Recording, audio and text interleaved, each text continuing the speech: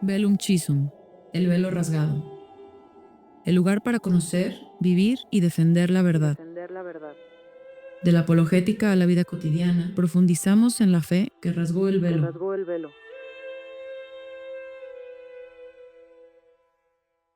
Hola, bienvenidos a este espacio dedicado a poner en evidencia las verdades fundamentales que dan forma y sentido a nuestra comprensión del mundo, de Dios y del hombre. En este episodio seguiremos profundizando y analizando todas las cuestiones en torno al Concilio Vaticano II y a sus frutos. Nosotros somos el Padre Héctor, Diego y Luisa y juntos abrimos esta conversación. Padre. Muy buenos días, tengan ustedes. Vamos a iniciar, entonces, como siempre, con una oración, ¿sí? Claro, gracias Luisa, gracias Padre. Padre, por favor. En el nombre del Padre, y del Hijo, y del Espíritu Santo. Amén. Dios te salve María, llena eres de gracia, el Señor es contigo. Bendita eres entre todas las mujeres, y bendito sea el fruto de tu vientre, Jesús. Santa María, Madre de Dios, ruega por nosotros pecadores, ahora y en la hora de nuestra muerte. Amén. En el nombre del Padre, del Hijo, del Espíritu Santo. Amén. Bien, pues muchas gracias Padre, gracias Luisa, bienvenidos a todos. Padre, en el capítulo anterior ya empezamos a platicar un poco sobre el Concilio Vaticano II y dimos un contexto muy general sobre dicho concilio, ¿no? Me gustaría ahora que nos comparta, por favor, bueno, a manera de resumen general, otra vez, cuándo tuvo lugar este concilio y cuáles son sus principales diferencias con los anteriores, por favor. Muy bien, vamos a comenzar, chicos, con esta para que toda la gente pueda sacar provecho de todo esto. Poniendo en contexto, bueno, claro, como dice Diego, vamos a ver hoy el Concilio Vaticano II, pero quisiera poner en contexto por qué vamos a entrar en ese tema, simplemente una pequeña contextualización. Vamos a entrar ahí porque, pues, a lo largo de la historia hemos visto que siempre ha habido dentro de la Iglesia lucha entre conservadores y liberales. Ha habido siempre obispos o papas o sacerdotes que tienden a conservar la tradición y otros que tienden siempre a promover cambios. Estamos viendo que pues muchos de esos cambios que se querían proponer eran buenos, pero algunos cambios que se querían proponer pues no eran buenos. De hecho, por los frutos vamos a ver que de hecho no fueron buenos. Entonces, la idea que estamos tratando de hacer a todos los que nos escuchan es que entiendan realmente qué fue el Concilio Vaticano II y vamos a demostrar cómo fue la puerta, la ventana que abrió lugar o que dio lugar a una de las crisis más grandes de la historia, que es lo que estamos viviendo hoy en día. Ahora sí, miren, ha habido a lo largo de la Iglesia muchos concilios ¿qué significa un concilio? Es una reunión donde el Papa se reúne con muchos obispos. Sí, la mayor parte de los obispos que puedan ir, digamos en este caso a Roma, ha habido concilios en otros lugares, pero finalmente es la reunión del Papa con obispos y casi siempre tienen un objetivo. Muchas de las veces son concilios meramente dogmáticos, porque ha habido herejías, porque ha habido problemas en la Iglesia y en los concilios se definen cosas. Pongo un ejemplo muy concretito. Por ejemplo, el Concilio de Trento, ante el ataque inminente de los protestantes en la Iglesia, el Concilio de Trento se reúne el Papa con los obispos y declaran verdades de fe ya expuestas antes, pero las clarifican para defendernos de todos los ataques protestantes. Siempre los concilios pues se dan lugar ante algo que ha pasado en la Iglesia y que se necesitan definir cosas. Los concilios no solamente han sido dogmáticos, también incluyen cosas pastorales. Esas cosas pastorales es mejoras o cambios, ¿no? Por ejemplo, en este mismo Concilio de Trento, bueno, pues se puso un misal. El misal que seguimos en la misa tradicional, ese es del Concilio de Trento, donde dicen, a ver, para no estar variando de diferentes ritos en diferentes países, vamos a poner un misal para todos, ¿no? Y sigamos pues el rito tridentino. Ahora bien, para no quedarme en eso, en 1962 se llama a este concilio, que es el Concilio Vaticano II. ¿Cuál era la necesidad de reunirlos? Que decían que la Iglesia Católica se estaba estancando y que necesitaba abrirse al mundo para poder llegar a más personas, convertir a más personas. Con la cuestión de la apertura de la globalización y todo esto, se estaba perdiendo un poquito ese ímpetu, eso es lo que se dijo, y verdaderamente hubo un grupo de personas que se reunió pues a preparar el concilio. Se habían preparado aproximadamente unas 95 tesis que se iban a definir en el concilio y que eran pues cosas buenas, buenos cambios para tratar de que la Iglesia pues siguiera siempre mejorando y trayendo nuevos adeptos, pero el problema fue como vamos a ver un poquito más adelante, como muchas de esas tesis se quitaron y finalmente salieron algunas cosas por el grupo liberal de la Iglesia, metieron nuevos conceptos que no estaban en el plan original. Ahora bien, el concilio, pues es el concilio número 21 de la Iglesia, ¿sí? Es el número 21. Tiene lugar de 1962, el 11 de octubre, a 8 de diciembre de 1965. Este concilio trajo la mayor cantidad de obispos que nunca antes había tenido ningún concilio, ¿sí? Aproximadamente unos 2,000 obispos. Este concilio fue abierto por el Papa Juan XXIII, ¿sí? Él lo abre. No fue un concilio seguido, sino que hubo 4 sesiones, los obispos iban y venían, entonces fue periodos de tiempo.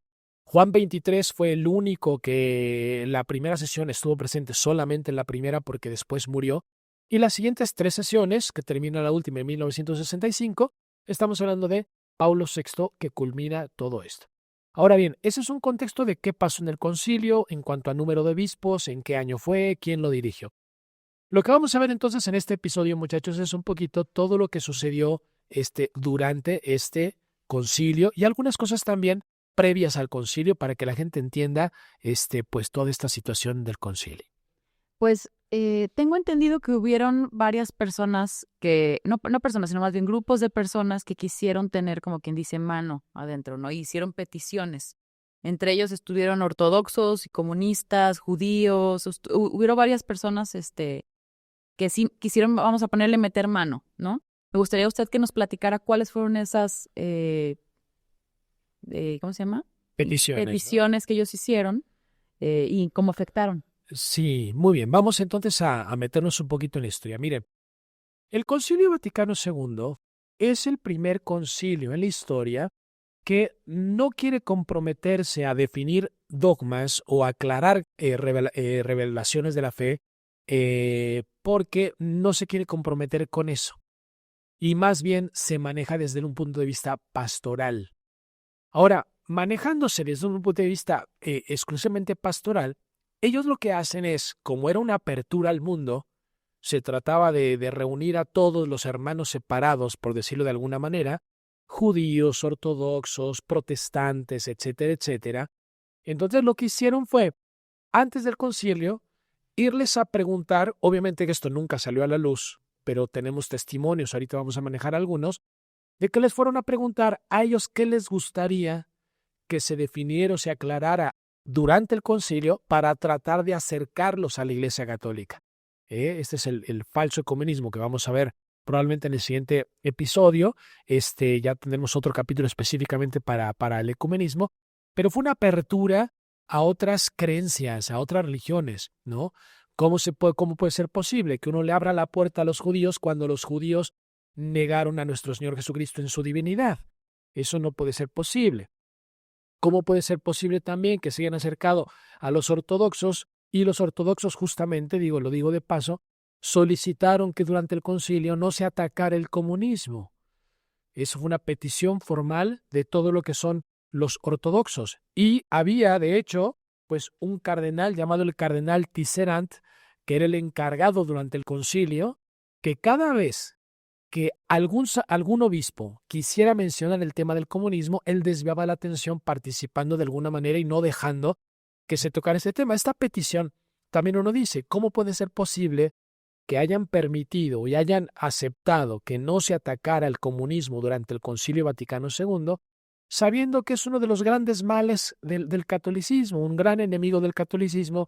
En 1917, la Virgen de Fátima dijo que el comunismo era un castigo en el mundo.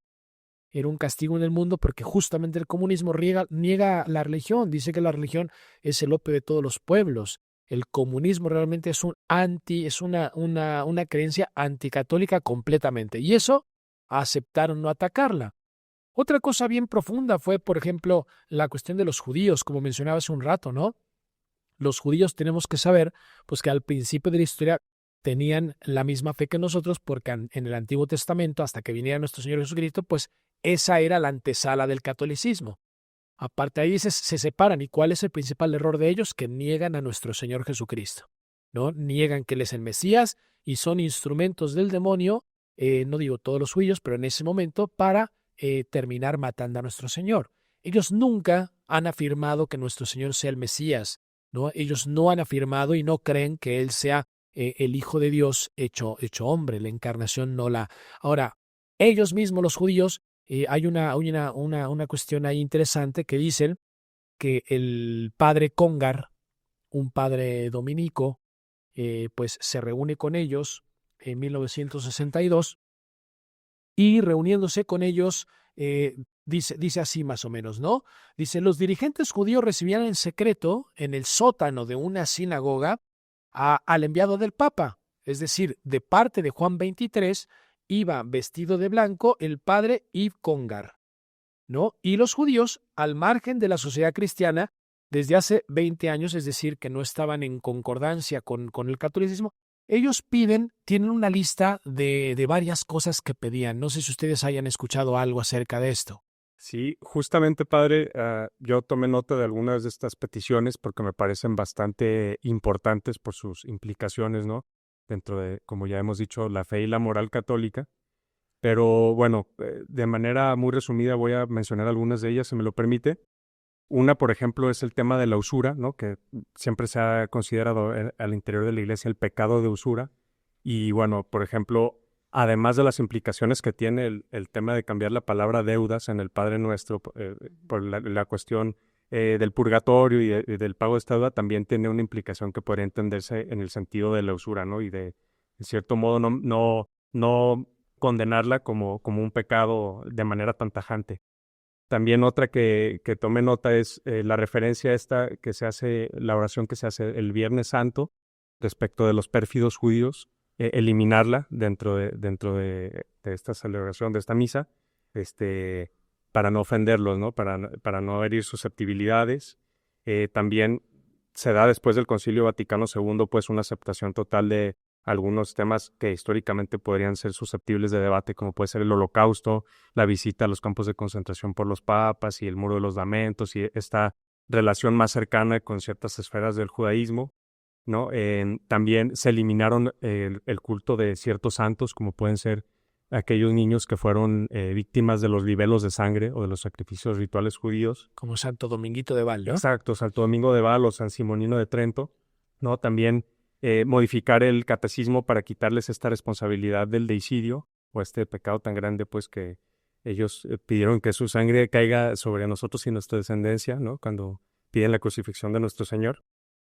También la referencia o llamarles ahora hermanos mayores o tenerlos, considerar que tenemos el mismo Dios, como bien usted ya dijo que pues al negar a Cristo se niega a Dios mismo, etcétera, ¿no? Todas estas cuestiones pues son muy profundas y son este tipo de cambios los que se piden por parte de esta comitiva que fungió como observadora del Concilio Vaticano II, como si tuviera alguna especie de que dar algún permiso a la Iglesia o tuviera que decirnos cómo teníamos que llevar los católicos las riendas de la Iglesia, ¿no?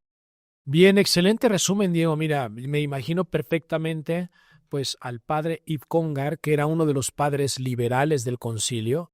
O sea, recuerden que habíamos dicho que eran conservadores y liberales. Él era uno de los principales liberales, reunidos, como dicen esto, ¿no? Ellos mismos lo dicen, nos reunimos con el padre Yves Congar, éramos como unos 10 judíos en una sinagoga, un día de sábado, es decir, todo eso está registrado, y hubo una lista de peticiones, que es lo que acabas de comentar. Ahora, todas estas peticiones, ¿por qué las hacen los judíos? Porque siempre se sintieron ellos discriminados por la Iglesia, hechos menos, ¿no? Como diciendo, a ver, pues nosotros somos una religión falsa y los católicos se creen mucho, por así decirlo, ¿no? Y no es cuestión de creerse mucho, no, es una cuestión de verdad y error. Es una cuestión de que evidentemente que Dios es la verdad y los que no están en la verdad están en el error. ¿Y cómo puede ser posible que el Papa Juan XXIII haya mandado un emisario y ese emisario se acerque y acepte todas estas cuestiones que Diego acaba de decir, que de hecho salen en un artículo de Nostretat en el número 4, ahí salen estas peticiones como concedidas, con la intención de que los judíos se acerquen a la Iglesia, no de convertirlos. Esa es la clave. No se trata de convertirlos, de decirles, miren, este es el camino establecido por Dios, que es la Iglesia Católica. Es aceptarlos como son, en los errores que ellos tienen, y eso es un falso ecumenismo, ¿no? Ahí, por eso, los hermanos separados como ellos, no se logra, no se pide su conversión, sino se les acepten sus errores, y eso no es católico, ¿sí? Bueno, eso es hablando de los judíos. Padre, y bueno, ya retomando este punto que acaba de mencionar de la no conversión, más allá de que, por supuesto, afectó a la Iglesia Católica en su doctrina, también afecta a estas personas porque al dejar de pedirse por su conversión, pues pierden o tienen menos posibilidades de recibir esa gracia, ¿no? O sea, ellos también salen afectados de haber accedido a este falso ecumenismo, ¿no cree? Claro, salen afectados porque, a ver, en el fondo de las cosas, a aquellos que niegan los medios de salvación establecidos por nuestro Señor Jesucristo, que en este caso son los verdaderos sacramentos, la verdadera iglesia, el sacrificio de la misa original, todos aquellos pues pierden, digo, no que se condenen absolutamente porque Dios juzga las intenciones, pero sí pierden todos estos medios de salvación, y eso es lo que el demonio quiere. En el fondo lo que quiere es que cada quien siga en su religión, que lleguemos todos a un acuerdo general, como decía, sí, bueno, agarremos lo bueno de cada uno, y eso no es, como decía hace un momento, no es algo querido por Dios, no es algo católico, porque efectivamente, como dices, Diego, les afecta a todos ellos en su salvación, y por supuesto que a nosotros también por permitirlo, ¿no? Claro. Y en todas estas ideas relativizantes, ¿qué es lo que pasa con los masones y los protestantes, padre? Porque ¿qué no se supone que estaba antes condenada la masonería dentro de la iglesia? ¿Cómo es posible que estos condenados vengan y pidan, pongan peticiones en la mesa, ¿no? Como la de la libertad religiosa, ¿no? ¿En qué momento se puede admitir ese tipo de cuestiones? Es una muy buena pregunta, Luisa, porque por eso el Concilio Vaticano II causó tanta confusión, porque afirmó o actuó de manera muy diferente a lo que habían hecho otros concilios. Bien lo comentas. Por ejemplo, los protestantes. Tú comentas protestantes y masones. Los protestantes, antes de los masones, pues en el siglo XVI, 1517, etcétera, etcétera, pues le habían hecho muchísimo daño a la iglesia, mucho daño, porque ellos niegan algunos sacramentos, porque ellos niegan el magisterio de la iglesia, porque niegan la autoridad del Papa, en fin, hay diferentes cosas. Ahorita no sería cosa de meterme exactamente al protestantismo, pero finalmente era un peligro para la fe verdadera, ¿no? Para que la gente siguiera el camino establecido por Dios a través de la fe íntegra. Hay un concilio que ataca a los protestantes, que dice, cuidado con los protestantes, no tienen la verdadera fe, no están dentro de la iglesia. Un concilio que es el Concilio de Trento, que define todas estas cuestiones claramente en contra de los protestantes. Como tú dices, ¿cómo puede ser posible que en el Concilio Vaticano II se haya abierto la puerta, se le haya ido a preguntar? Hay testimonios, ¿no? Este testimonio muy claro de que en septiembre de 1961 el cardenal Bea se encontró con un pastor protestante, el nombre no lo sé pronunciar muy bien, Willem Wisserhoff o algo así, que era secretario en aquel momento del Consejo Ecuménico de las Iglesias Protestantes. Él tenía un origen protestante y masónico. Esta entrevista entre el cardenal Bea y este protestante pues está registrada, es histórica, porque ahí a él le preguntan qué es lo que quieren del Concilio Vaticano II, qué es lo que están esperando, en qué pueden ayudar para unir a la Iglesia Católica con los protestantes. Y ellos piden, ¿no?, que en el Concilio Vaticano II pues se afirme y se refuerce todo el tema falso de la libertad religiosa. Es decir, que cada quien tiene derecho a estar en la religión que quiera, que no se ataque al protestantismo. De alguna manera le piden que vayan en contra del Concilio de Trento, que vayan en contra de muchos papas anteriores y que a ellos les permitan, sin atacarlos, involucrarse dentro de la Iglesia. Les piden, en pocas palabras, protestantizar la Iglesia Católica, ¿no? Cambiar la misa a algo más cercano a ellos, cambiar el catecismo a algo más cercano a ellos, cambiar todas esas diferencias radicales que había entre el catolicismo y el protestantismo para acercarse. Y eso fue una cosa pésima, fue una cosa muy mala, porque en lugar de seguir con ese proceso de conversión a la Iglesia Católica cede, no en cuestiones dogmáticas directas, pero cede en cuestiones litúrgicas, cede en afirmaciones, cede en cuestiones ambiguas para permitir que los protestantes se acerquen a nosotros. Y eso, como dice Diego, fue un daño muy grande para la Iglesia y para ellos también. Padre, y bueno, también respondiendo a esta pregunta de Luisa de la influencia de protestantes y masones, sabemos, y usted mencionó en uno de los programas anteriores, que también la nueva misa ya casi es confundida con la misa protestante porque se quitaron algunos elementos que nos diferenciaban, ¿no? y que eran esenciales pues para la liturgia tal y como se concebía anteriormente. Y también, bueno, sabemos que la influencia de la masonería se ve reflejada en la introducción del liberalismo al interno de la doctrina de la Iglesia, ¿no? Digo, sin adentrarme en lo que después tocaremos respecto al liberalismo, pero sabemos que los autores de la ideología liberal, que dicho sea de paso fue condenada por el Papa León XIII, pues son masones, ¿no? Entonces no podríamos haber compatibilizado nuestra doctrina con lo que ellos proponen.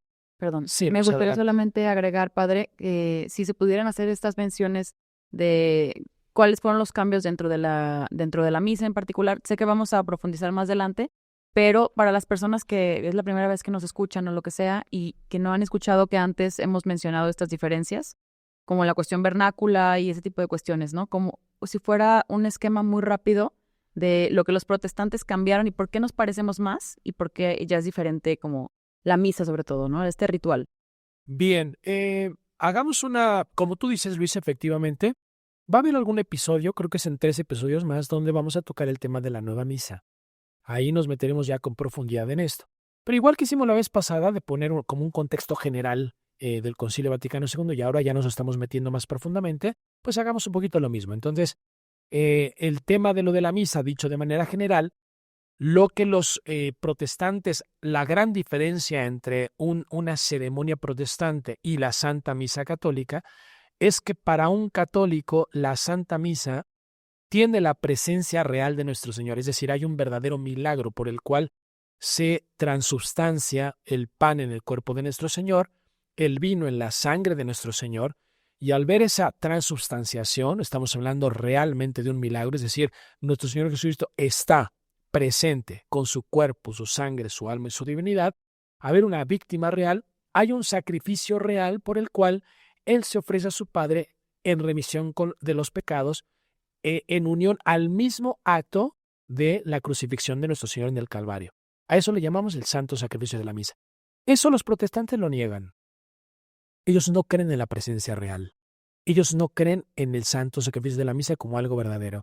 Ellos simplemente creen que es un memorial. Creen que se está conmemorando un hecho pasado, es un recuerdo de la última cena, es un recuerdo, pero no hay una realidad, no hay una víctima real, y ya de entrada, porque no es lo único, ya de entrada, eso es una gran diferencia, ¿no? De entrada. Padre, bueno, el mismo concepto de celebración o cena o esta reunión, ¿no? Que también ahora ya se dice en la misa nueva, que ya no es la presencia de nosotros al pie de la cruz, de la crucifixión, sino es una celebración, ¿no? Una reunión casi entre amigos cuyo centro es las personas y no Dios también. Exactamente, o sea, contestando a la pregunta, volviendo a lo que estamos hablando, cuando el cardenal Bea se encuentra con este pastor protestante y le piden que quiten todas aquellas diferencias claras con los católicos, pues una de las diferencias que piden es que quiten toda noción de sacrificio, porque ellos no creen en eso. Entonces, al haber cambiado la nueva misa, al haber cambiado algunos puntos del catecismo, ellos tratan de quitar todo aquello que sea relacionado con un sacrificio verdadero, y por eso la nueva misa católica pues quita muchas palabras así de lo que es la misa tradicional, ¿no? Ese es un solo ejemplo. Todo esto para el que quiera, si alguien quiere averiguarlo, consultarlo, todo eso se encuentra en el documento del Concilio Vaticano II, Dignitatis Humanae. Ese es el documento donde ellos conceden a los protestantes pues muchas de las peticiones que habían pedido para el Concilio Vaticano II. Digo, voy a agregar aquí un comercial. Creo que existe en YouTube el Mass of the Ages, ¿se llama? Sí, Mass of the Ages. Ajá, para que lo vea la gente también y que ahonden estos temas. No se quede solo con lo que nosotros estamos platicando, sino que investiguen por ustedes mismos sobre informaciones que existen al respecto. Sí, claro que sí. Ahora, también para ir contextualizando, vean que muchas de las cosas, no reiteramos que aquí no vamos a abarcar todo porque no podemos, es simplemente abrir una ventana para que la gente se entere un poquito de las cosas y después averigüen, vétanse a averiguar, ¿no? Algunas personas que estén interesadas pueden saber que ya esta ola modernista dentro de la iglesia ya tenía muchos años que quería meterse, no es una cuestión de 1962. Entonces pueden leer, por ejemplo, la encíclica Pascendi de San Pío X. Esa encíclica antiguamente había dicho, cuidado con estas nociones, ideas modernistas. Ya había el Papa San Pío X había declarado algunas nociones modernistas que eran anticatólicas, que teníamos que tener, y justamente muchos de esos conceptos declarados en Pascendi es lo que fomenta el Concilio Vaticano II. Y por eso decimos pues que abiertamente los liberales fueron ganando terreno, permitiendo ideas peligrosas y erróneas, ya habiendo sido condenadas no solamente por San Pío X, sino inclusive por Pío XII. Pío XII también se dio cuenta en esta encíclica Humani Generis, que también pueden leer, y donde pueden ver cómo la nueva teología había sido declarado como peligrosa para la fe, y que son justamente las ideas que el Concilio Vaticano II fomenta. Muy bien, interesantísimo todo esto que estamos pues platicando. Padre, me gustaría también ahondar un poco en personajes particulares.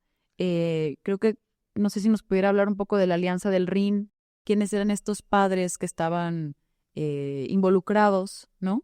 De alguna forma influyeron, ¿no? Creo que algunos alemanes, estas corrientes liberales, poder dar como un boceto general. Sí, muy bien. A ver, vamos a ir viendo para que la gente pueda también, les digo, nosotros vamos a dar información general, pero que la gente también tenga referencias, ¿dónde pueda encontrar esto? Miren, hay un libro que se llama El Rin desemboca en el Tíber. Ese libro, pues, narra un poco esta pregunta que hace Luisa de la Alianza del Rin. La Alianza del Rin se refiere a que hubo una gran cantidad, no todos, por supuesto, pero hubo una gran cantidad de obispos y de teólogos, ¿no? Personajes que fueron involucrados en el Concilio Vaticano II, que estaban justamente en la zona del Rin, este río que atraviesa pues Alemania, ¿no? Que va desde Alemania y justamente desemboca en el Tíber, que es el río de Roma. Entonces pues coincidió, ¿no? Con varios personajes. Entre ellos, por ejemplo, estamos hablando de Hans Kunk, estamos hablando de Karl Rahner, el jesuita Karl Rahner, estamos hablando del dominico Yves Congar y de varios otros más, ¿no? No tiene caso ahorita profundizar como en la vida personal o muchos detalles de estas personas. Lo importante para la gente es que sepa que fueron pues personas que influyeron mucho en el Concilio Vaticano II, en esta ala liberal, en esta ala progresista, metiendo ideas pues que realmente habían sido puestas en evidencia, o que habían sido, que los papas anteriores habían dicho que tuviéramos cautela con estas ideas. Inclusive alguno de ellos, si no mal recuerdo, Karl Rahner había sido pues relegado a un lado por sus ideas peligrosas, y como en el Concilio Vaticano II, de haber sido relegado de su puesto inclusive, lo llaman como un consejero, como alguien muy importante, ¿no? Entonces, no sé si quieran profundizar un poco en alguno de estos autores o...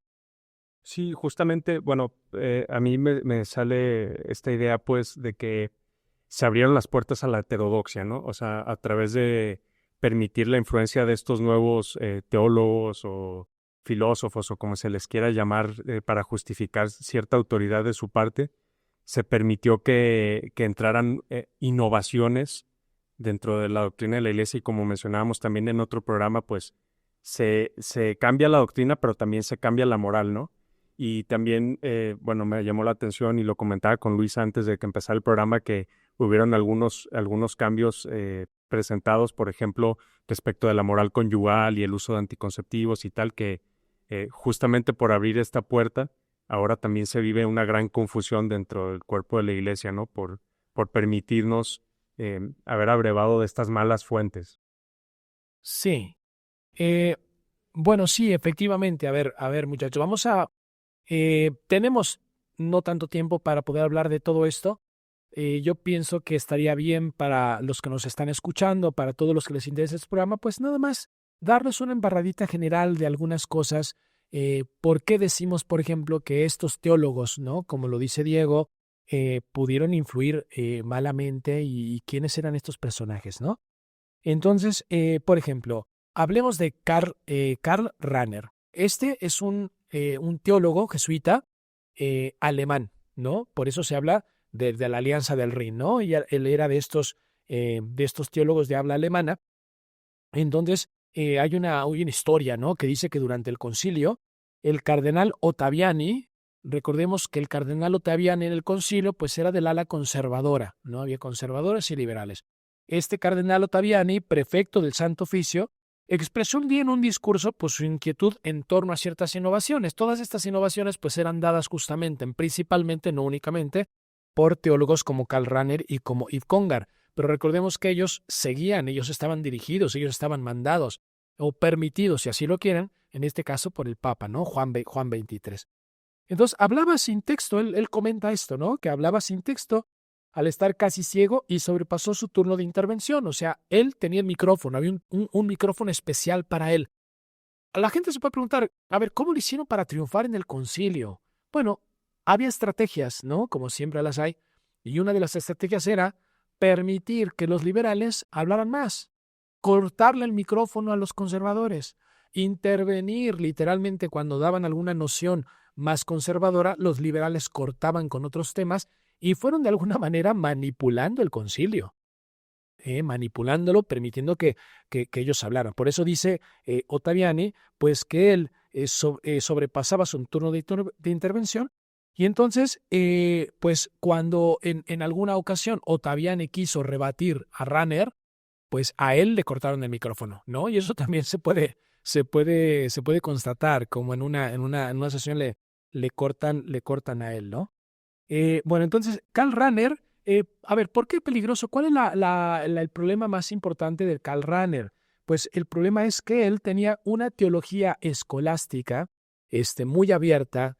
No sé si alguna vez escucharon ustedes esta de la teología de la liberación, muy conocida de los jesuitas, ¿no? Él era un teólogo jesuita y toda esta teología de la liberación pues abría justamente toda la puerta a lo que es el ecumenismo falso, es decir, a aceptar que todas las religiones tienen algo de bueno y que eventualmente la religión católica no es el único medio de salvación. No la afirma de manera herética directamente, pero sí abren la puerta a todo esto del ecumenismo.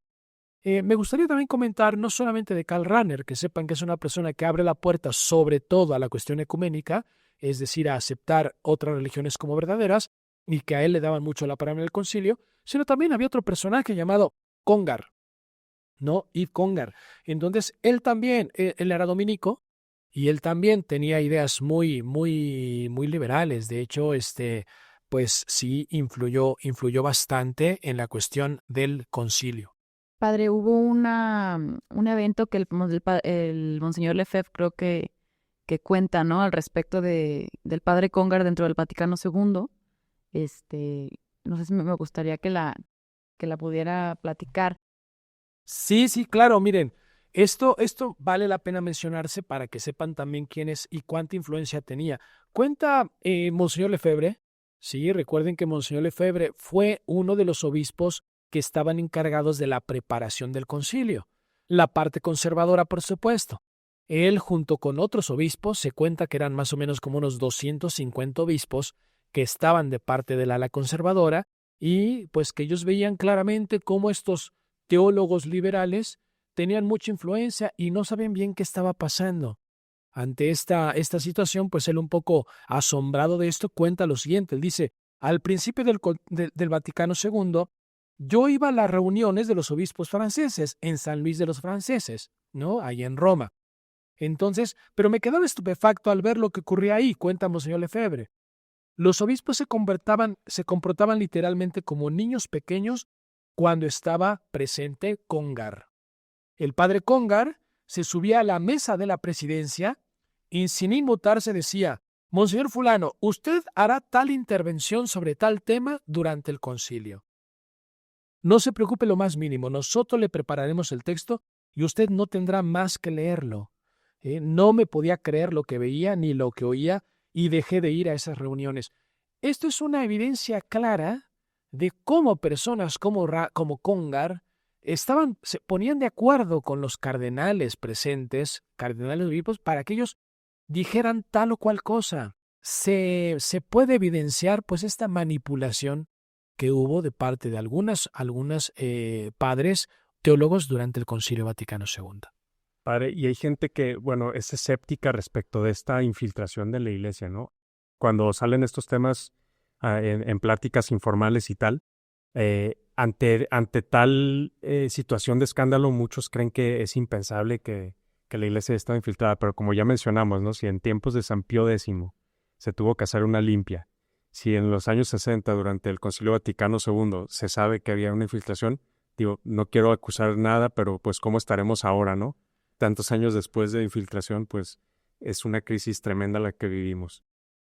Sí, digo, también aunado a esto, de la cuestión de la infiltración, pues está hoy en día lo del sínodo de la sinodalidad, ¿no? Que es esta corriente. De repente vemos estos señores, a estos cardenales, obispos, no sé, alemanes, justo que son los que quieren meter a las mujeres, que quieren poner a, no sé, innovaciones, ¿no? exactamente, innovaciones, y viene de esa misma grupo de personas, vamos a ponerle que son los herederos de estos personajes, ¿no? Que muchas veces pues sí nos dan de qué pensar dentro de la iglesia, por qué dentro de la iglesia se permiten este tipo de opiniones, ¿no? O por qué hay tantas preguntas, por qué hay tanta, no sé, esta semilla que alguien plantó en algún momento, ¿no? Bueno, sí, miren, recordemos que creo que lo habíamos comentado en algún episodio, ya no me acuerdo bien, pero si no, bueno, recuerden que cuando inicia la masonería en el siglo XVIII, pues ellos tienen bien claramente como objetivo infiltrarse en la iglesia y hacerle daño, ¿no? La masonería, uno de los principales propósitos que ellos tienen es la destrucción de la iglesia católica. Ahora bien, ellos llevaban ya pues muchas decenas de años intentándolo. Y justamente pues hay declaraciones que dicen que en el Concilio Vaticano II, finalmente ellos se encuentran en Juan 23, encuentran ellos pues una oportunidad, una apertura, pues a todo lo que ellos querían, que era justamente quitarle fuerza a la iglesia, que era hacer que los católicos dejaran de ser católicos. Y obviamente que eso no lo podían hacer de manera directa los masones, no podían decir, a ver, pues metemos algo para que se destruya de un día a otro. Tenía que ser paulatinamente. Entonces, al hacerlo paulatinamente, poco a poco, a lo largo de los siglos, pues van encontrando diferentes personas que vayan afirmando ciertas ideas liberales, no directamente en contra de la religión católica, pero sí ambiguas, y ahí es donde aparece San Pío X. A ver, ojo, están metiendo estas cosas, cuidado. Están diciendo esto y esto y esto que puede abrir la puerta a conceptos que terminen siendo erróneos en contra de la fe. Ahí es donde está después el Papa Pío XI, que también escribe algunas encíclicas, de eso es Pío XII. Y en el Concilio Vaticano II, sorprendentemente, estos autores, no estamos hablando ahorita de algunos, pero autores que habían sido quizá no condenados, pero sí relegados, sí prohibidos de cosas por sus ideas peligrosas, de repente del Concilio Vaticano II les dan el micrófono, les dan la autoridad. Ellos se ponen de acuerdo con muchos otros. Se ve claramente que hubo una contrarrevolución para la Iglesia Católica dentro del Concilio Vaticano II. Bueno, y de ahí la conclusión a la que deberíamos llegar todos, ¿no? Es que volver a la tradición es la única manera de estar seguros de que vamos por buen camino. Pero bueno, eso platicaremos más adelante también. Me gustaría preguntarle, padre, si los documentos o los textos que surgen del Concilio Vaticano II, si deben de rechazarse todos ellos. Sí, es muy buena pregunta, Diego, porque, a ver, estamos hablando, les digo, nuevamente lo reitero, estamos hablando de temas muy generales, ¿no? Algunos a lo mejor que nos escuchan quisieran decir, a ver, bueno, demuéstrenos claramente esto u otro, cuáles ideas exactamente, textos y todo, pero como les digo, no, esta no es nuestra intención en este programa, sino simplemente comentarle a la gente estas ideas y ya después que cada quien pueda profundizar un poco en el tema, ¿no? Hay libros al respecto, etcétera, como este libro que estamos siguiendo, que se llama El Catecismo Católico de la Crisis en la Iglesia, que es del padre Matías Godrón, y cualquiera puede leer este libro y enterarse de mucho más información de lo que estamos nosotros ahorita comentando. Entonces, primero y antes que nada, la declaración importante es, si estamos pensando que hubo una infiltración directa dentro de la Iglesia de autores, teólogos, etcétera, más liberales, que permitieron el acercamiento de judíos, ortodoxos, protestantes, y que sí hubo y hay textos conciliares, documentos conciliares, que permiten la entrada a todas estas diferentes religiones sin negar sus errores, aceptando al revés, concediendo cosas que antes habían sido condenadas por la Iglesia, y que todo esto fue muy peligroso para la Iglesia. Fue una apertura. No, ellos decían que era una apertura al mundo. Bueno, sí, pero una apertura para convertirlos, sino una apertura para ceder terreno y que los liberales y otras religiones pudieran avanzar.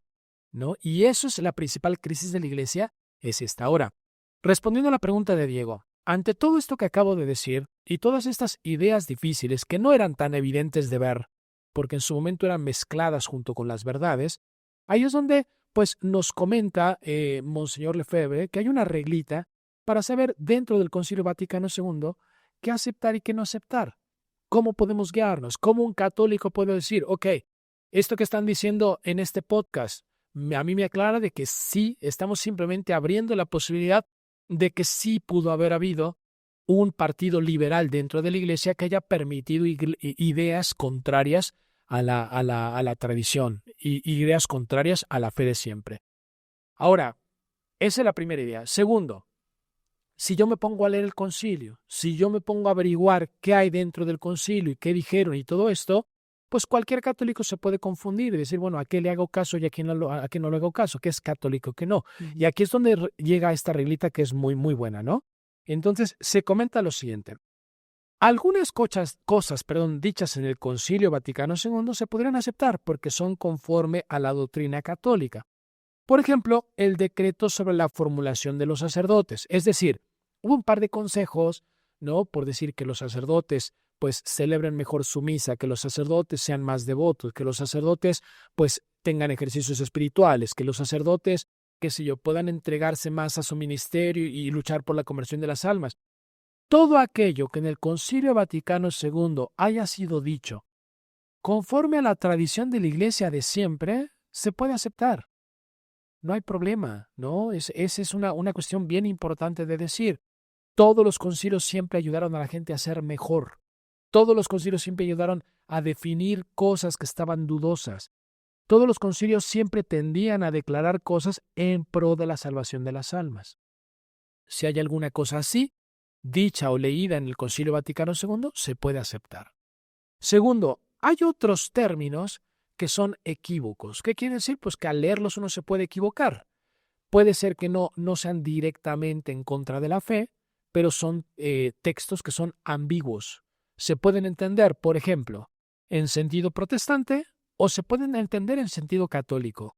Eso fue lo que hicieron en el concilio, empezar a meter documentos donde se negaran verdades completamente absolutas que no incluyeran a los protestantes, a los judíos, etcétera, a otras religiones, y se trató de meter términos ambiguos que se pudieran entender de una forma u de otra.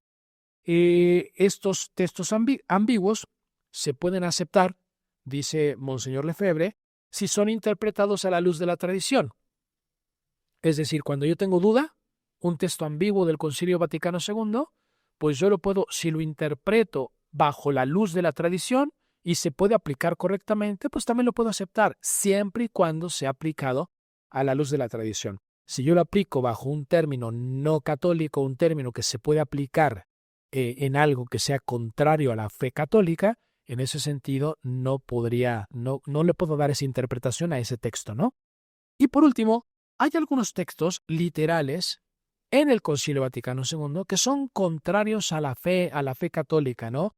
Contrarios al sentido ortodoxo, quiere decir a la ortodoxia íntegra de la fe de siempre. En su formulación actual, esos textos no se pueden aceptar. ¿Sí? Esos textos no se aceptan. Es el caso de la Declaración sobre la Libertad Religiosa. Es el mejor ejemplo, ¿no? Declaran términos, o sea, declaran el concilio claramente que todo mundo es libre de poder escoger la religión que quiera. Eso es es una declaración no católica, ¿no? Eso no es verdad. La libertad es solamente la posibilidad de escoger entre varias cosas algo bueno. Yo no puedo escoger ser budista, yo no puedo con mi libertad escoger ser musulmán o inclusive ser protestante o seguir la religión judía. No puedo, esa libertad religiosa sí, porque ya estaría escogiendo algo erróneo, algo en contra de la verdad. Y eso es una declaración del Concilio Vaticano II. Entonces, para toda la gente que nos escucha, esta es la regla. ¿Sí? Si hay algo que vaya conforme a la doctrina, la acepto. Si hay algo ambiguo, la puedo aceptar a la luz de la tradición de la Iglesia Católica de siempre, ¿no? Y si hay algo que no sea católico, que sea contrario a la fe, no la acepto. Entonces, bueno, también creo que están aunados estos principales errores, lo de la libertad religiosa y el ecumenismo, que viene con la Revolución Francesa, ¿no? Que justamente terminan siendo libertad, igualdad y fraternidad, las mismas, pues las mismas errores que era libertad religiosa, colegialidad y ecumenismo, ¿no? Que, bueno, la libertad religiosa ya la platicó, la colegialidad creo que pudiera hacer el guiño también a lo del sínodo de la sinodalidad, donde todos tenemos la misma, el mismo poder o el mismo, somos iguales en ese sentido, y pues a final de cuentas el ecumenismo que era lo que estaba comentando ahorita, ¿no? Entonces, Sí, miren, claro, a ver, vamos a... siempre en afán de que la gente que nos escucha pueda tener claro lo que estamos diciendo, que no haya justamente ambigüedades, ¿no? A ver, la pregunta sería, ¿cuáles son los principales errores del Concilio Vaticano II? ¿De qué estamos hablando? ¿No?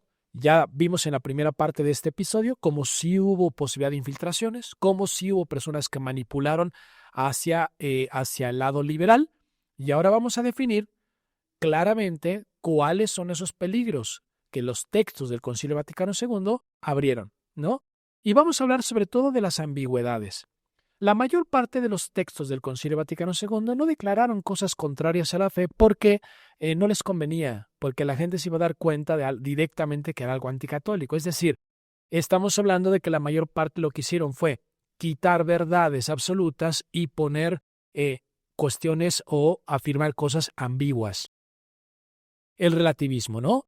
Uno de esos ejemplos es el famoso subsistit in.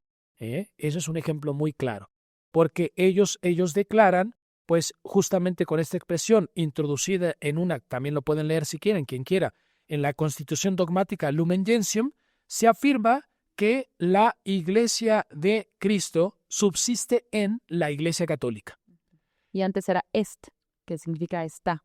Ahí está, apliquemos la regla. La regla, ¿qué dijimos en la regla número 2? Todas las cuestiones ambiguas se tienen que interpretar a la luz de la tradición. Si nosotros interpretamos porque la Iglesia de Cristo subsiste en la Iglesia Católica como la Iglesia de Cristo es la Iglesia Católica, pues es una verdad. Ahí si se interpreta de esa manera, está bien. ¿Cuál es el peligro de la ambigüedad? Que también los protestantes u otras religiones pueden llegar a entender ese subsiste en como que la Iglesia Católica no es la única Iglesia de Cristo. Un luterano podría decir, pues nosotros también subsistimos en la Iglesia de Cristo, o cualquier otra religión protestante, o incluso los mismos judíos pueden decir, nosotros también estamos ahí, ¿no? Los ortodoxos, los anglicanos. Ese es el tipo de cosas que la gente tiene que tener clara. Esto, lo repito, se dice en Lumen Gentium. Fue toda una discusión en el mundo de la tradición porque ese subsistit in se puede interpretar de diferentes maneras, de manera mala o de manera buena. Y así, este es un ejemplo, métanse por favor, averigüen, pero hay varios ejemplos más de cómo los documentos del Concilio Vaticano II metieron algunas frasecitas que pueden abrir el tema ambigüedades. Ahora sí, respondo a la pregunta de Luisa, ¿sí? Todo esto lo dije porque todas estas ambigüedades nos llevaron a 3 principales errores. Lo aclaramos. ¿Cuáles son los 3 principales errores del Concilio Vaticano II? Y podemos afirmar que son 3, ¿sí? Uno es la libertad religiosa, el segundo es el ecumenismo y el tercero es la colegialidad. Estos 3 principios van de la mano con los principios de la Revolución Francesa, que es libertad, igualdad y fraternidad. Ahora, sí me gustaría meterme un poquito en esto de manera general, que la gente lo tenga bien claro, ¿sí? Bien claro. Miren, cuando uno habla de libertad religiosa, no estamos negando la libertad. Los seres humanos tenemos libertad. Y hay una manera correcta de interpretarlo. Ahí está la primera ambigüedad. Vamos a hablar de ambigüedades. La primera ambigüedad, ¿cuál es? Pues por supuesto que el hombre es libre de poder escoger una religión en el sentido de que soy libre en cuanto a que el hombre es libre. Pero como declaramos que la definición de libertad siempre es escoger entre cosas buenas, obviamente que el hombre tiene la posibilidad de escoger. Lo voy a aclarar más claramente. Solamente hay una religión, por lo tanto yo tengo que escoger lo que es bueno, que es la religión católica. Ahí no está la libertad. O sea, yo hago mi uso de libertad para escoger a Dios libremente, para escoger la Iglesia católica, que es la verdadera, libremente. ¿En dónde entra el concepto de una verdadera libertad? Bueno, que yo puedo decir, dentro de la Iglesia católica, no puedo escoger una religión falsa porque ahí ya no entra en el concepto de libertad. Dentro de la Iglesia católica yo puedo decir, a ver, voy a tal parroquia o voy a tal parroquia. Yo tengo vocación religiosa, quiero ser dominico o quiero ser jesuita. Yo estoy en la parte del mundo que es los ortodoxos católicos o me quedo en el mundo occidental. Por supuesto que a eso se refiere la libertad religiosa verdadera. Es opciones que yo puedo escoger, que soy libre de escoger, pero siempre algo bueno. Por eso dice que la verdad nos hará libres, ¿no? O sea, la libertad está apegada al tema de la verdad, de elegir a Dios o de elegir el bien. Y también por eso se dice que el pecado esclaviza al hombre, ¿no? Exactamente, tal cual. Es decir, la libertad tiene que quedar bien claro que solamente se puede usar en sentido de escoger algo bueno. No, yo no puedo escoger entre la verdad y el error. No puedo escoger entre el bien y el pecado. Eso no es la libertad. Aquí, ¿cuál es la ambigüedad? Que ellos nos hacen creer que el hombre tiene libertad para escoger cualquier religión. Eso es lo que es falso. Eso no es cierto. No, la libertad nunca nos la dio Dios para escoger ser protestante o ser musulmán o ser católico. Y ese es el peligro de cómo se ve en el Concilio Vaticano II el tema de la libertad religiosa. Que los protestantes dicen no nos ataquen, que los judíos dicen quiten cosas que nos ataquen, que no ataquen el ecumenismo. Y al negar todas estas cuestiones, el católico queda ambiguo pensando en que cualquier persona que piense lo que quiera también se puede salvar. Y que no necesariamente tú tienes que ser católico. Después de 50 años del Concilio Vaticano II, hoy en día nos encontramos con muchos católicos confundidos y perplejos, porque ya no se afirma claramente que fuera de la Iglesia no hay salvación. Y a eso, ¿por qué se llegó a eso? Justamente por este texto ambiguo de la libertad religiosa. En resumen, ¿la libertad religiosa es algo bueno? Sí, si se entiende de manera correcta. Yo solamente puedo escoger la religión católica como única, porque es el único medio de salvación establecido por Dios. Dentro de la religión católica, pues yo tengo libertades. Yo puedo ser monja, o puedo ser, qué sé yo, laica, o puedo ser religioso, o puedo ir a tal iglesia, o puedo ir a otra, o puedo tener, qué sé yo, este sacramento, el otro. O sea, tengo libertad religiosa en ese sentido, ¿no? Ese es el primer concepto ambiguo. ¿Vale? ¿Estamos bien? Perfecto. ¿Vamos al segundo? De acuerdo. Bien, el segundo es el ecumenismo, ¿no? Para que toda la gente lo sepa, la palabra ecumenismo tiene una buena manera de verse y una mala manera. También es un concepto ambiguo. ¿Cómo se puede entender la palabra ecumenismo? ¿Sí? Que es acercarse a otras creencias de manera correcta. Convertirlos, el llamado a conversión, a la conversión. Exactamente, Diego. Eso que acabas de decir es muy importante. La Iglesia hacía un verdadero ecumenismo durante muchos siglos. La reina Isabel, por ejemplo, fue buenísimo y también tuvo que ver con el ecumenismo cuando vinieron a conquistar, ¿no? Claro, Españoles claro, la reina Isabela de España. Bueno, ¿qué hago yo? Permito ciertas cosas que me hacen a mí que me acerque a una persona que tiene ideologías que no sean católicas, pero siempre con la intención de convertirlos, ¿no? Siempre. Yo me permito, qué sé yo, ciertas tolerancias, pero para atraerlos. Ese ecumenismo que busca la conversión de las almas a la verdadera fe, porque es el medio claro establecido por Dios para la salvación de las almas, ese ecumenismo está bien. La palabra ecumenismo no es que esté mal, es otro término ambiguo. Entonces, el problema es cómo lo aplicaron en el Concilio Vaticano II, con los textos del Concilio Vaticano II y que mucha gente no se dio cuenta. La idea es acercarse a las otras religiones, pero decirles a las otras religiones que están bien en lo que están. No es tratar de convertirlos, es decirles a todos ellos, a ver, pues recemos juntos por la paz mundial, 1986, terrible, ¿no? Todo esto que hizo el Papa Juan Pablo II, trayendo a todas las religiones, cada quien puso la estatua de su Dios encima de un altar y cada quien le rezó a su Dios por la paz mundial. Para que lo busquen, fue en Asís. Búsquenlo. Asís. Padre, y justo Sí. me viene justo a la mente un tema que ya hemos platicado, pues, pero que ahora a personas así que pudieron haber generado un escándalo, como puede ser Juan Pablo II, que ahora son santos, ¿no? Y yo mencioné al principio del programa en uno de los ejemplos que se retira el culto a ciertos santos, ¿no? Y mencionamos a Santo Domingo de Val o a San Simonino de Trento. Y no aplicaría también para después decir, bueno, estos no eran santos y quitamos el culto. No sé, lo dejo ahí para duda de quien tenga esa curiosidad, pero no lo interrumpo. No, está bien, porque lo importante, chicos, es que la gente se dé cuenta que es simplemente dejar esa semillita, es todo lo que queremos plantearle a las personas que están escuchando, que hubo ambigüedades en el concilio que permitieron que mucha gente lo tomara en sentido equivocado. Ese es el problema del concilio. Y esta parte que estamos viendo ahorita es muy importante, es de las capitales. Lo vamos a ver con más detalle adelante, pero que entiendan ahorita cómo el ecumenismo se puede entender bien o se puede entender mal.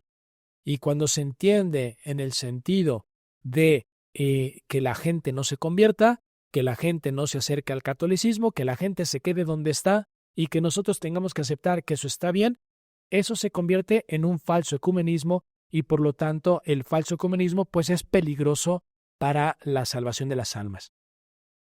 Y vamos a pasar al último porque ya se nos está acabando el programa y tenemos ya prácticamente que cerrar.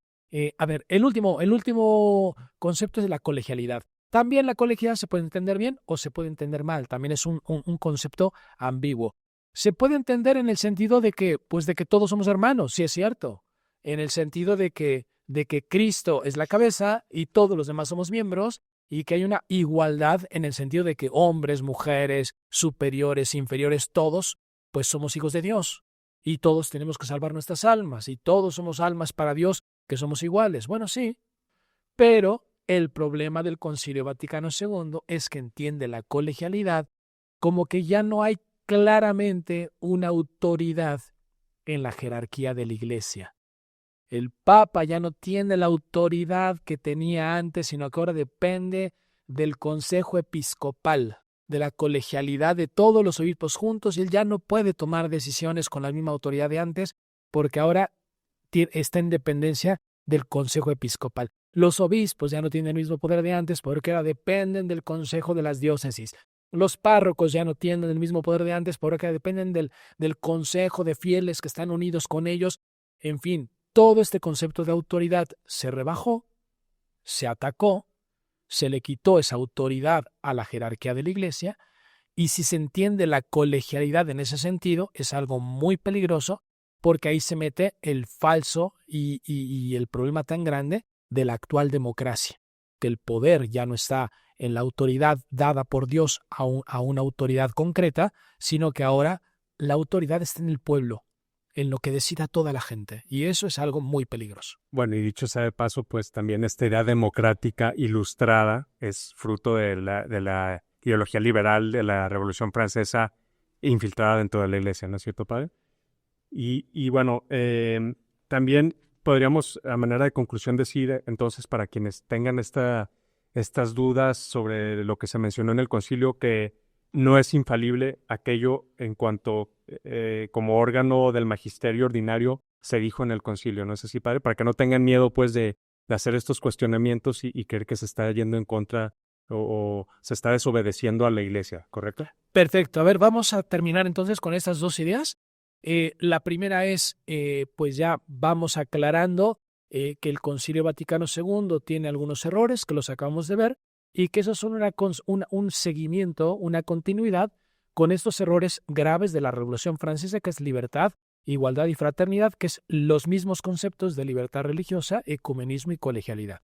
La segunda es lo que acaba de comentar Diego. Se puede creer o se puede pensar que lo declarado, todos los documentos escritos y las declaraciones hechas en el Concilio Vaticano II son magisterio de la Iglesia, es decir, que son verdades que se deben creer, y la respuesta a esta pregunta es que no. ¿Por qué se dice que no? Porque claramente el Concilio Vaticano II, pues siempre la manera en cómo se planteó el concilio fue de manera pastoral. Es decir, ellos nunca quisieron aclarar o dogmatizar nada de nada. Todo fue una cuestión pastoral. Entonces, esta cuestión de la manera de interpretar el ecumenismo, de la manera de interpretar la colegialidad, de esa ambigüedad en la libertad religiosa y todos los documentos que ellos escriben, no los vieron en el concilio como dogmas que se hubieran de creer, como verdades de la fe que había que aceptar. Siempre lo manejaron como manera pastoral. Pero ¿cuál es el principal gancho? ¿Cuál es el principal, pues ahora sí, peligro que hay con todo esto del Concilio Vaticano II? Que acabando el concilio, hicieron creer como si todo lo dicho en el concilio hubiera sido dogmático. Le dieron el mismo valor que el concilio de Nicea, el mismo valor que el concilio de Trento, el mismo valor que el concilio de Macedonia. Cualquier otro concilio que haya declarado dogmas o aclarado verdades de fe, le dieron el mismo valor. Ese fue el peligro tan grande, ¿no? Ese es el peligro del concilio, que fue un concilio pastoral que no tiene valor de magisterio porque no aclararon ni definieron nada como dogmático ni verdades de fe. Simplemente pusieron cuestiones que para ellos eran convenientes en cuanto a una mejora pastoral, eso fue todo. Y acabando el concilio, hicieron creer que todo lo dicho en el concilio era magisterio y era algo que había que creer sí o sí en contra de lo dicho anteriormente. Y ese es el peligro más grande de esta apertura que tuvo el Concilio Vaticano II. Bueno, de mi parte, padre, para concluir con estas ideas, también parte de esta legitimación de lo que se llevó a cabo en el concilio es haber santificado después a los papas pues conciliares, ¿no? Como en cierta manera para decir, porque hicieron algo buenísimo que fue aceptar todo esto, ¿no? Y llevarlo a cabo, materializar esta obra del Concilio Vaticano II, ¿no? Cuando vemos por otro lado que hubieron, no sé, canonizaciones que duraron siglos o que no se han dado, el caso mencionábamos de Isabel la Católica o de Juana de Arco, etcétera, que esas están ahí, se quedaron ahí medio congeladas, pero estas en un afán de legitimar pues esto que nosotros decimos que es un mal fruto de la Iglesia del Concilio Vaticano II, pues estas sí fueron rápidas, ¿no? Pero bueno, es un comentario también que quería hacer. Perfecto. Pues bueno, vamos ahora sí que a cerrar. Les agradecemos muchísimo por acompañarnos. Vamos a seguir nosotros profundizando en el siguiente episodio. Vamos a hablar sobre uno de los errores que vivimos actualmente gracias al Concilio Vaticano II y es qué es la libertad religiosa. Los esperamos y muchísimas gracias. Vamos a dar una oración de conclusión, por padre, por favor. Muy bien. En el nombre del Padre, del Hijo y del Espíritu Santo. Amén. Amén. Padre nuestro que estás en los cielos, santificado sea tu nombre, venga a nosotros tu reino, hágase tu voluntad así en la tierra como en el cielo. Danos hoy nuestro pan Pan de cada día, perdona nuestras deudas como también nosotros perdonamos a nuestros deudores y no nos dejes caer en tentación, mas líbranos del mal. Amén. En el nombre del Padre y del Hijo y del Espíritu Santo. Amén. Muchas gracias a Dios. Gracias. Y el velo fue rasgado, no por mérito humano, sino por divina misericordia. Por divina misericordia. Velum Chisum. Velum Chisum.